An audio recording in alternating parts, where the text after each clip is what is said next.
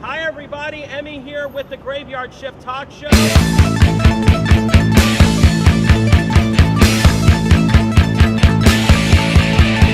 Everybody's going to the graveyard shift. This is what you wanna do. Everybody's going to the graveyard shift. See what Emmy's got in store for you. Pop culture fandom, talking with celebrities, funny facts and fun giveaways. Anime and gaming, science fiction movies, ghost hunting, it's on today. Everybody's going to the graveyard shift. This is what you wanna do. Everybody's going to the graveyard shift. See what Emmy's got in store for you.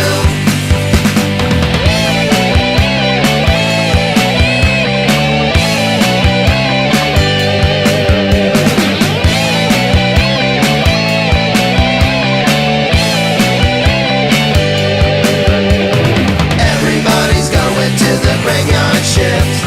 This is what you wanna do.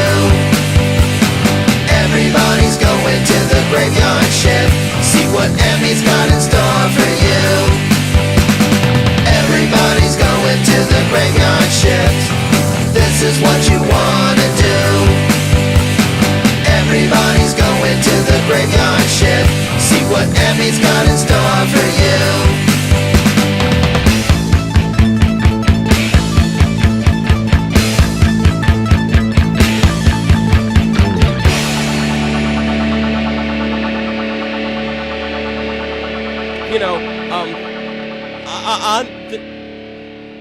Via the Graveyard Shift Talk Show. See you later. Bye. Hi, guys. Emmy here with the Graveyard Shift Talk Show. And you know me, I'm always around the town. Anytime there's a convention going on, I try to make it. And today, I am here at one of the most unique, one of the most popular locally, at least for my money, it's popular all over the world. Necronomicon, the convention, and I'm here at the Holiday Inn at West Shore, and next to me is one of the artists that are here in their dealers area, and her name is Gina Monte. And one of the things that makes this convention that really sets it apart from all the other conventions is uniqueness. And if there is one person here that you can definitely put in that category, it's Gina. Now, Gina, can you tell us, first of all, what kind of an artist are you and what makes you unique from most of the other artists that you normally see at conventions? Well, I'm a calligrapher, and I also do self-written character features. Like I do prayers based off a core of a character. Get you a little more this way if we can. Here you go. Where sometimes a fan will have trouble putting into words what strikes the core of the character that stays with them. I'm able to put that into words. And then I also do favorite couples from different books, TV, movies, or series, and I do wings based off those couples. So that's like, I want to show people some of the artwork that you've done. So this is some of the stuff that she's done. And look at that. That's beautiful, right? And that's original art, okay? And so just to basically sum up, so you do calligraphy and you do prayers that are based around the characters that people order. Yes. So, for example, at any given moment, I can just, and don't worry, I swear we'll put this back. This is a prayer that she did of Bruce Banner. And if I need to tell you who Bruce Banner is just by doing that, I don't have any hope for you. It's the Hulk, guys. Come on. So, and I mean, is it all right if I just, Sure. I won't read the whole thing, but basically, this is a real prayer. O Lord, who didst call thy servant Bruce, just as how you called Luke the physician, to continually be a faithful guide and physician of the soul. And then it goes on. So, I mean, it's a real prayer that she writes in calligraphy from these characters. Now, Gina, I got to say, this is a really interesting profession that you've chosen. Why exactly did you decide to do this? I've become friends with authors over the years from another convention I used to go to, and coming to this one, and in talking with friends also that enjoy either Marvel or DC movies and comics, that I've learned that aspects of characters stay with people. And I enjoy giving words to how those stay with people and why they do. So I decided to go into actually doing up artwork that people can take with them so that they can show that. And then I've also picked up the small matching gifts to go along with it. Right, and I noticed this. I noticed like this mask here that you made. So you made this. No, I actually got that from Joann's. Oh, you got this from Joann's. Okay. And then I can color it custom to whatever they would like. Okay. I also do the small wings are bookmarks. Okay, so like these, for example. So these are like bookmarks. Okay. These are nice. Okay. And are you going to be here all weekend? Yes, I'm here all weekend, and I'm also introducing something new this year. I had the idea last year's, and I'm kind of expanding. I will be doing book plates. Book lights. Book plates. Oh, book plates. Okay. Yes. Can you give us, what are those? They're going to be these half sheets of paper. Okay. And So let's see if we can show the viewers. So they're going to be half sheets of this paper. Okay. with a white center. It's going to have Necro 2017, a quote about time with the dates, and a space where they can have the author sign the book. That's great. And so if anybody wants any of this great merchandise here, all they have to do is come over to Necronomicon, and you'll be here. And are you online at all, or do you? Yes, I do have a Etsy shop, and I also do have a Instagram, and I'm on Twitter as well. Okay. And how are you on Twitter?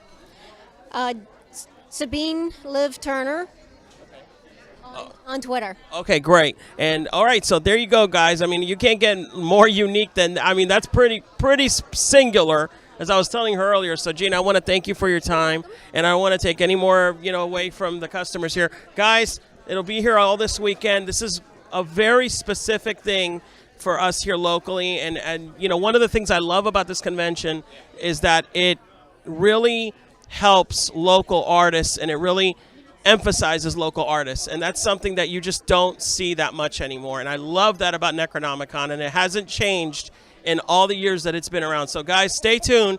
I'll be back, and I'll be interviewing a lot more people. Maybe you'll see some cosplayers around. I don't know. Actually, I see one right in front of me. I want to see if I can catch her, because I love this one. I love this cosplay. Let's see if I can catch her.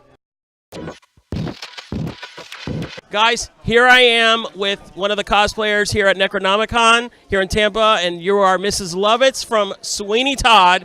Now, I'm really admiring your pies here, Mrs. Lovetts. Now, what exactly are these pies made of, aside from love, of course? Not human flesh. I'll tell you that much. They're definitely just model magic. No other. Definitely not human. No Victorian Londoners were harmed in the making of these pies. Well, what about modern day Londoners? No comment. No comment, of course. So I'm curious. I love this getup. Did you do all this yourself? Yep, Did you? I made everything myself, either made or modified, but mostly it's made from scratch. That's great. Are you local? I live in St. Pete. Yeah. That's local. Okay, that's great. And how about these? Did you make these yourself? Yes. Yep. I made them. As I said, they're model magic, and they're just painted. This was the easiest part. Wow, I can see that. Yeah, those are great. Okay. I mean, this is a great contest. Are you going to be I think they're having a contest or something, or a showcase. Tomorrow. I'm not going to be here tomorrow. So. That's a shame. But still, I mean, this is a really nice. I mean, it's not a character that you typically see cosplayed. So it's nice to see a Broadway character. And I know you have some movie character with Johnny Depp. Okay. The movie, but whatever. The movie, but it's okay. It's still, but listen, thank you for your time. I think it's a great cosplay. You're very welcome. Yep. And do you have your own cosplay page that people can follow you? Yep. On Facebook, I am Emma Rubini, Art and Cosplay. My last name is Rubini, R-U-B, with as in boy, I-N-I. Wonderful. Emma, thanks for your time. I don't want to become one of those, so I will see you guys later on the Graveyard Shift Talk Show. Peace! Hi, guys. Emmy here with the Graveyard Shift Talk Show, still at Necronomicon 2017, Holiday Inn at 700 Northwest Shore Boulevard. Next to me is a pretty cool guy, Jared Sanford, with Metagames Inc., and he's set up here. And, Jared, I want to, first of all, thank you for taking the time. I know you guys are busy with, speaking with customers and stuff. So can you tell me a little bit about what is your company about? What kind of games do you guys do, and what are you here to promote? Okay.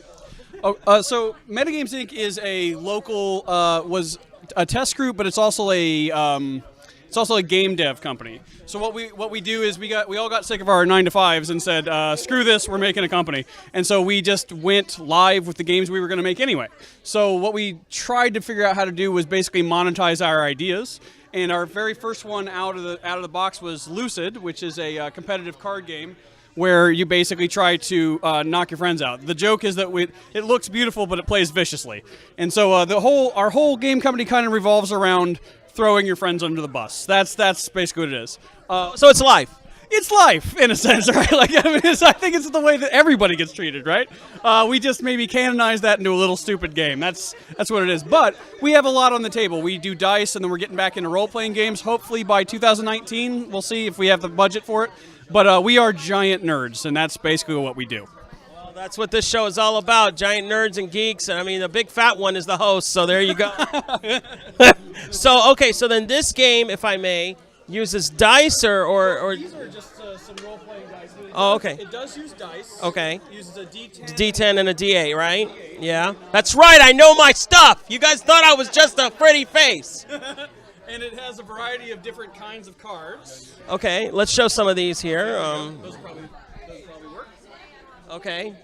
There you go. These are some of the cards that come with the game. Very nice. So to explain these real quick. So to explain real quick, the goal of the game is to you're playing as if you're asleep. So what you want to do is you want to wake up your opponents. So you use nightmare cards to wake them up, dream cards to keep them asleep, or memories to keep yourself asleep, right? So what they do is they're kind of like a get-out-of-jail-free card. You take your D8, and that sets the round number of how much you have to roll under, and a D10 to theoretically roll under that. However, if you get close, somebody could knock you out with a nightmare card because they have bonuses that add to that dice roll, and vice versa with the memories. And that's basically how it's played. It's a fast game, probably done in 5 minutes. Yeah. Yeah, I mean, it seems pretty simple to learn. It doesn't seem like it would take a lot of thinking to learn something. Basic math. We call it a bar coaster game because it played so fast and it's so simple that it kind of decides who's buying the next round of beer. That's basically the gist. I see. Okay. When did you guys come up with this? It was conceptualized in January of this year. It kickstarted in February, and it just came in a week ago, and now it's going out to backers. So, yeah. Oh, okay. Now, can people get this at comic book stores or? Not yet. We're working on distro, but we will have an Amazon website, an Amazon store very soon, and currently you can get it from us. So, for example, we're on Facebook at Metagames Inc., and you can just PM me, and I will send you a copy now. I need your money, so I will totally send you a copy. He needs your money. I need your money. I need your money. That's not a memory, or it's definitely not a nightmare. He needs your money. Well, it is a nightmare if I don't pay my bills. All right, there you go. And by the way, Ryan, Smoking Comics, here you go right here, buddy. I don't know who that is, but I want them to buy it. They're a comic book store. Trust me, you want them. Well, then you can link it to me when we hook up on Facebook. We will do that. So, guys, so you'll be here all weekend? I'll be here all weekend, yeah. And then I'm also going to be theoretically at Mega and Omni for sure. We might also be doing AWA. We don't yet know, so we'll find out. Wow, so you guys are going to be busy. I guess you're trying to be, yeah. Yeah, you absolutely. We have 700 copies to push. We are going to be very busy. And again, and forgive me for not asking this earlier, but you guys are local. Yeah, we're Tampa Bay. I live in Wesley Chapel. He lives in Sefner, and we meet up just various Armada games, Dragon's Lair, wherever. We just meet up to play. And then what happens is our test group tests all our games, works out all the bugs, complains indefinitely. We fix their complaints, and then we produce a game. That's basically the gist of it. So if you want to learn how to game dev, or you want to be a part of game deving, you can always come hang out. Of course you can hang out. That's great. And who does the artwork for this? Actually me. Yeah, I'm an illustrator. Yeah, I'm an illustrator. Thank you, sir. I appreciate that. I'm an illustrator. I work for several other game companies as illustration, but this I do as a business, and this is all I do. So just drawing and this. That's great. Well, I don't want to take any more of your time. I want you to sell some stuff. So thanks a lot, Jared, and we'll be in touch, man. Absolutely. All right, guys. Stay tuned on the Graveyard Shift Talk Show. We will be right back. Hi, guys. This is Emmy again with the Graveyard Shift Talk Show. Still here at Necronomicon 2017. And this time, I've got authors. I've got Ed Wysocki and Gary Rowan. And now you guys are both local, correct? From Orlando. From Orlando. And where about you, sir? Orlando. Okay, that's local. That's in Florida. I consider anything Florida I consider local. I mean, well, on this show, since we have fans over in Sweden, I have to be fair that if it's Swedish, I have to consider them local too. So, all right. So, this is how we'll do this. So, why don't we go back and forth with you guys, and each of you can tell me a little bit about yourselves as authors and what are some works that you've done in the past. So, who wants to go first? How about Ed Wysocki, Mr. Wysocki? Ed, how are you doing, sir? Pretty good. My first work was published is The Great Heinlein Mystery. This one here. And Heinlein claimed in one of his early stories that he had a totally imaginary device that one of his Naval Academy classmates turned into a real naval system. But he never gave any of the details. So it was just a case of pure research, digging into details of his life, looking through the stories and such, and writing that up. Okay, and so just in case for anyone that may not know, and Robert Heinlein is the guy who wrote Dune. No, he's wrote Stranger in a Strange Land. I'm going to edit that as saying that Robert Heinlein was the guy that wrote Strangers in a Strange Land. So, as I was saying correctly, Robert Heinlein, the author with Strangers in a Strange Land, so he said about this imaginary device. So this is interesting. So this book is about the imaginary device. It's everything I did, all the details of my research to attempt to discover what that imaginary device was. So you write nonfiction. Nonfiction. Ooh, I like nonfiction. Okay. So I guess I don't want to spoil anything and ask you what the imaginary device is, but did you find anything? I came up with an answer. I'm fairly strong about the answer, but of course I didn't find a piece of paper that said this is the answer. It's all the evidence points to what I think it is. So you can read the book and decide for yourself. Okay, that's a very good answer that an author should give. Now I notice on your other book is about one of the world wars. Can you give us a little more detail on that? This is called An Astounding War. That's this book, and it looks at science fiction and World War II. And the leading magazine at the time was Astounding Science Fiction, which still exists today as analog. And I use Astounding Science Fiction as the focus by which I look at the connections between the two, like how did the war affect science fiction? They'd be like, what type of stories appeared? What happened to the various authors during the war? Going the other way, what type of technical suggestions did some of the authors make to the military? That sort of thing. That's interesting. That's not something you normally see in a book. So I mean, that's very unique take on something like that. So now, if someone wants any of these books, are they available at most major bookstores or online, or where can they get them? These are both available on Amazon, both print and Kindle. And so are you going to be here at Necro all weekend? Yes, I will. Great. Now you were mentioning, actually, I think someone else was mentioning an event that you guys are going to be at in Melbourne. Do you know anything about that? Or? Gary can probably give you more details than that. So that's a perfect segue. So now I will interview Mr. Gary Rowan, and thank you very much, Ed, for that. So now Gary is an author, and can you tell us a little bit about yourself as an author? What are you here to promote today? I'm here actually to promote my newest book, Journey, Legacy Book Publishing. It's a publisher in the Orlando area. But I chose that publisher because I was familiar, being a book critic, of the work that Gabriel Vaughn, the publisher, does for covers. Compare this cover that I'm a co-writer with, and this was Cats, and More Cats. Compare the backs of the books, and I knew that Gabriel Vaughn would do a tremendous job. Yeah, much, very different. Very professional. I wanted my book to be something that stood out. This was a self-published book years ago that I did with my family, and it is unavailable. People cannot get copies. I have one copy that a friend of mine bought years ago for me, just to give me. We sold out. I don't know that we will sell out of Journey. I don't really want to. I want it to be a constant in the business. They call it a book that has legs, meaning it sells and sells and sells. I have a background of being in the publishing realm since the 1970s. So when I'm talking different terms, it's just things that I've learned over the years from being book critic, agent, promoter, and author. And I love being the author because it's my work. Right, because it's something that you're passionate about. It's something, yeah. Now, so can you tell us a little bit about this book? What is it about? What is the genre? The genre is science fiction.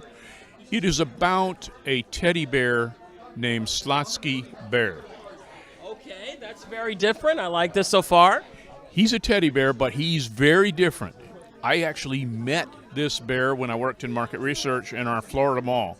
The bear was sitting at the mall. I pulled him out of a trash can, put him on a fountain, watched kids come up and go bam and whatever else to him, or got scared of him because he had claws for feet, claws for hands, and sharp teeth and what looked like blood and fangs. He was not a Fozzie Bear. Almost sounds like Five Nights at Freddy's kind of thing. Maybe. I haven't seen that, but people compare him to Ted. I don't know that he's Ted because there's no toilet humor. I don't believe in putting that kind of humor in. I have natural humor of one of the stories is that does not involve him very much. He's got what we classify as a cameo like Hitchcock. He's in, but he's not. That is a story called Smarty Marty. And it was just because I had a problem with a phone, a cell phone, didn't have a smartphone, but I took what I knew of smartphones and what I asked around and said, okay, what if, and that's the premise of science fiction. You always ask what if. And I asked, what if this phone comes alive, starts talking to the owner, and says, do you want to text someone? If you do, give me the confirmation code. I will do it. And the guy says, I don't have anybody to text. I'm driving. And, you know. Okay, so that's basically the premise of the book. Well, those are 7 of the stories. So it's more than one story. Oh, yeah. It's 25 stories. Oh, I see. Okay, so it's like a compilation. Yeah, it's things that I've written over the years and short stories that I've written over the years just for the first time together in one collection. Wonderful, great. And so if somebody wants to purchase these books, where can they go? Can they go online or most major bookstores or where? They can ask for it in the bookstores, and there's one or two scenarios that'll happen. They'll say they can't get it because it's not got major distribution, or they will order it from the publisher directly. And then the other place that people can get the book is legacybookpublishing.com or amazon.com. Okay, great. And we're working on an ebook. I'm not sure when that ebook will be available, but when it is, I'll let people know. Great. And are you going to be here all weekend? All weekend. Wonderful. Great. And Ed, I don't know if I asked you, but I know you can get your book on Amazon. Do you have a website of your own that people can visit? Yes, the website is emwysocki.com. That's emwysocki.com. Guys, there you go. 2 great authors, and they're local. Come on down and see them, or please check out their work exactly where they just said. Guys, this is Emmy from the Graveyard Shift Talk Show, and we'll be back. Peace! Hi, guys. This is Emmy with the Graveyard Shift Talk Show. Once again, still here, Necronomicon 2017, and more authors this time. And I'm here with the authors, Melissa Gibo and Tyson Hanks. And as you can see, they've got quite a lot of stuff to offer. So first of all, I want to thank both of you for taking the time to interview. I know you guys, I don't want to take too much time away from you, but I'll do this the same way I did with the others. I got kind of go one at a time so we can get good enough time. So ladies first, Melissa, can you give us a little more detail about yourself and what you're here to promote? Well, I grew up in Columbus, Georgia, fairly small military town. I've been living in Orlando the last 15 or so years and writing the last couple of years. I stick with a lot of dark and twisted fiction, so zombies, vampires, serial killer love story, hauntings from the ghost viewpoint, So normal stuff. Normal. Normal if you're really, really odd and have a twisted sense of humor. Yeah, we're like that, right, guys? Normal. That's us. That's my audience, basically. That sounds perfect. Although some of them are a little odder than the rest of them. I love you guys, though. You must be talking about Tyson. Maybe. I don't know. That's me. You're a card? Odd as a cod. Oh, odd as a cod. Okay, I'm sorry. That's my fault.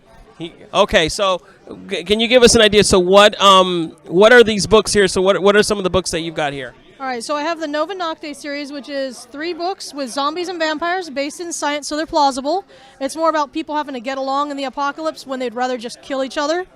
I've got a collection of short stories, Mental Molting. So you've got hauntings from a ghost perspective, a classic sci-fi, classic horror, retold fairy tales in a more of a grim nature.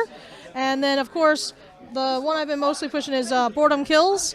And Boredom does kill. Oh yeah, Tyson actually gave me the best tagline. It's basically, it's like if a muggle Luna Lovegood went on a killing spree and then fell in love with a cop. Hold on, I'm still... Yep. A muggle Luna Lovegood went on a killing spree and fell in love with a cop. Yes, and the cop is protective. Wow, that's really... I'm still wrapping my head around that one. That's really interesting. Well, these are, my more fun ones. They're all rated really good on Amazon, so they're tweaked for fun. Hold on one second. Excuse me, ma'am. Excuse me, ma'am. Ma'am, can you move a tiny bit? Thank you. I'm sorry. Thank you very much. Okay, so little photobomb there. If you're gonna do that, say your name, man. Say your name if you're gonna do that. The camera's right there. There you go. Thank you. That's okay. That's okay. All right. So moving back. So we were talking about your book. The last one we were talking about was Boredom Kills. And so now, how long have you been writing? All my life, but only seriously in the last 3 years. Wow, that's great. So these look nice. And if someone is wants to buy some of these, where can they find them? On most major bookstores, online, where? BarnesandNoble.com has most of them. A couple of the library systems. Amazon, of course, for audiobook for almost all of them. Ebook for all of them. Paperback for all of them. Wonderful. And you're going to be here all weekend? All weekend. That's great. Thank you so much, Melissa. Now I'm going to turn around this way to thank you, by the way, for not mugging me or killing me while I was doing that interview, Tyson. And the reason why I say that is, I'll wait there for a second. That's okay. That's okay. Just actually, you can just go straight through if you want. Right. Yeah, that's true. Okay. I'll wait. We're gonna have to wait. I'm sorry. All right. Well, I guess if they're waiting there. All right. So with Tyson, thank you very much for your time. And so, can you tell us a little bit about the books you got here? This book here is Greetings from Barker Marsh. That's my debut novel. Came out about a year ago, and I grew up in the Midwest in a little bitty town, so that's kind of where a lot of my stories take place. And what Greetings from Barker Marsh is about, it's a story about an old-time train hobo that kind of rides the rails, hopping from town to town. He gets off in this place called Barker Marsh. It's the middle of a rainstorm, and he seeks shelter in this old abandoned factory. He meets a local homeless man who proceeds to tell him 4 stories about the town, each one a little creepier than the last, until he realizes at the end, this is the last damn place I should have ever got off the train in. So I call it a novel. It's kind of actually 4 novellas with a little bit of everything. I've got a story about evil twins and a drag race with the devil. I've got a story about a werewolf at a carnival. Some stuff about bank robbers and serial killers and Native American Wendigo, cannibalism, exorcism, possession. So all kinds of stuff in this book. It is very dark. Did you? I'm sorry. Just want to make sure. Did you say cannibalism? Cannibalism. I just want to make sure we included the cannibalism. You got it. Never a good idea in the area I grew up in. Unless you're very hungry. That's right. We've got a couple other books here, too, that just came out in the past couple weeks. Trick or Treating Tales is I co-authored with another one of our writers here, Mr. John Catapano. Hopefully you get a chance to speak with him in a bit. But John and I just released Trick or Treating Tales, and it's kind of our throwback to the old Ray Bradbury short story collections. Oh, that's cool. Okay. Yeah, it's about 3 kids that these 3 kids go out trick-or-treating, and the cool thing about the town they live in is the homeowners are not only obligated to give them candy on Halloween, but they also have to tell them a story if the kids ask for one. Oh, that's really neat. Okay, I like that. It's good for mine. Is definitely a very hard R-rated horror novel, Greetings from Barker Marsh, but Trick or Treating Tales, I would anybody, definitely exactly. Don't be right. It's creepy. It's scary, but we've dialed back the sex and language and that kind of stuff in it. Oh, that's good. And no cannibalism. Nope. You had to think about that one. I don't think we've got any cannibalism in Trick or Treating Tales, do we, John? I think we steered away from it. Technically, no. Okay, I like that he thought about that. I like that he thought about it. The other book, too, is it's actually for a great cause because all the proceeds are going to charity at the moment, and it's called The Dark and Stormy Night. Melissa and I and John are all part of a writers group, and what we did is kind of a blind round robin story where we started with the most cliche line, horror opening line you could think of, which is, "It was a dark and stormy night." That's all. That's right. I'm a writer too. I knew about that. In your face. That's all Melissa had to go with, and she basically used that opening line to write a chapter. And then what I got as the next author was only the last page of what Melissa wrote, and I had to continue that story based off of one page. Oh, see, I like that. The next person got my last page, and so on. So it's kind of like that old telephone game where the story certainly doesn't end the way it began. I like that. That's we all really collaborated and came up with the craziest idea that we. That's great. Maybe we can get John in here since we're already on this. Yeah, I'll kind of step out. Let's try see if we can get him in here. This is great. I love this. You see, this is very, it's Necronomicon, so it's unique. How you doing? John Catapano, right? How you doing? So let's catch you so the nice people can see your face. All right. So, John, you're here, obviously, to sell your books. Can you tell us a little bit about yourself as an author and give the audience a little bit of a detail about your books? Okay. I'm now retired, but I spent 40 years in the entertainment industry as an engineer. I've worked for Disney. I've worked for broadcasting companies. I've worked for a bunch of production companies. Oh, okay. I'm also an artist, and I'm an author. I've been writing most of my life. I've been published since 2007. So I've taught university. I've traveled a lot. Done a lot of different things. That's pretty impressive. So I know the audience already knows this, but I'm actually a former cast member myself of Disney. Okay. So it's nice to meet another former. And there are thousands of us. So like if you have a friend or a cousin who works there, we probably don't know them. We probably don't. Yeah. Right. But we're like a family kind of thing. Yeah. So that's great. So some of your books. Now I know you worked on the Trick or Treat book. Is there anything else? Some of these right here.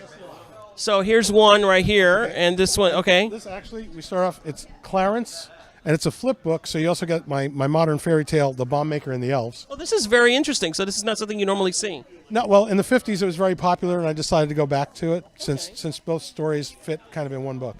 Right. Clarence is in the H.P. Lovecraft genre. Just like yes, shirt. Just like the shirt. This is a very old shirt. It takes place about the same time as Shadow over Innsmouth. The main character, Dr. Sarcophagus, was created by a friend of mine, and he runs the last horse-drawn carnival in America in the early 1930s. And he's got a fish boy in his freak show named Clarence.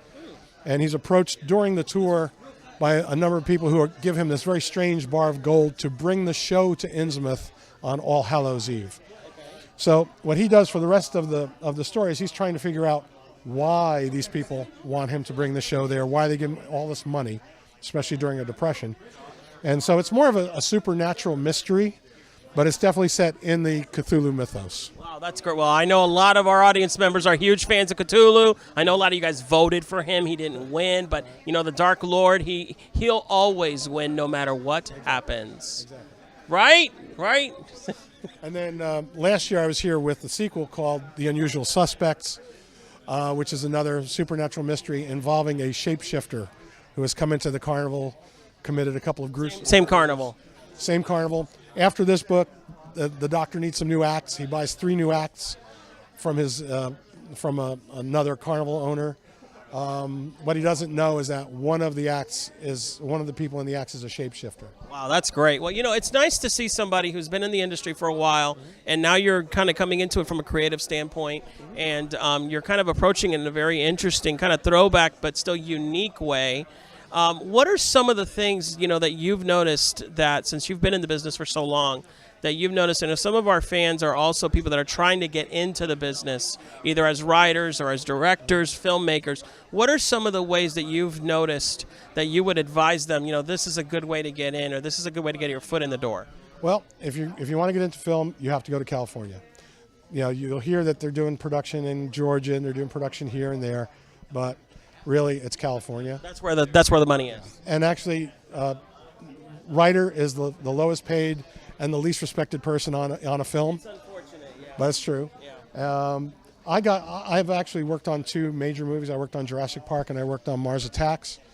But I did that as a technical consultant. Okay, I'm sorry. Let's pause for a second. Hold on. Whoop! You worked on Jurassic Park.